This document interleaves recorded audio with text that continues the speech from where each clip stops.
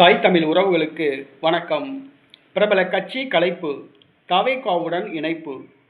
பிரபல கட்சி கலைப்பு, தாவேகாவுடன் இணைப்பு என்ற தலைப்பில் இந்த காணொளியை நாம் காண்கிறோம். தளபதி விஜய் கடந்த பிப்ரவரி மாதம் தமிழக வெற்றி கழகத்தை ஆரம்பித்தார். பின்பு கட்சி கொடியை அறிமுகப்படுத்தினார். கடந்த அக்டோபர் 27ஆம் தேதி கட்சி மாநாட்டை வெகு சிறப்பாக நடத்தினார். கொள்கையை அறிவித்தார். அவர் கொள்கையை அறிவித்த பிறகு வரவேற்பும் ஆதரவும் இருந்தது. திமுக, பாரதிய ஜனதா கட்சி, விடுதலை சிறுத்தைகள் கட்சி ஆகியவை தமிழக வெற்றி கழகத்தை கடுமையாக தாக்கி பேசின.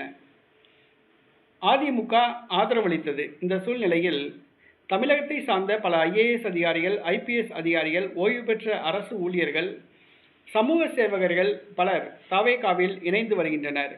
அதே நேரத்தில் பல அமைப்புகளும் கட்சிகளும் கலைக்கப்பட்டு தாவேகாவில் இணையக்கூடிய சூழ்நிலை உள்ளன.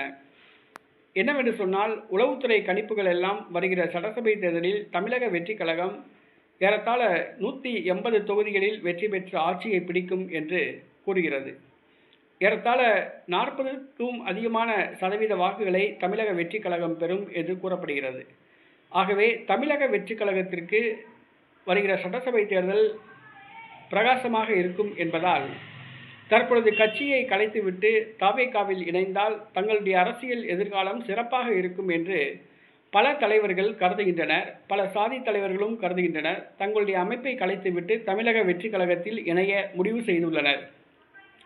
இந்த சூழ்நிலையில் ஒரு பிரபல கட்சி கலைக்கப்படுவதாக கூறப்படுகிறது. தமிழக வெற்றி கழகத்தில் இணையப் போவதாக கூறப்படுகிறது. தமிழக வெற்றி கழகத்தில் சார்பில் வருகிற சட்டசபை தேர்தலில் போட்டியிட அந்த தலைவர் வாய்ப்பு கேட்டிருப்பதாக கூறப்படுகிறது.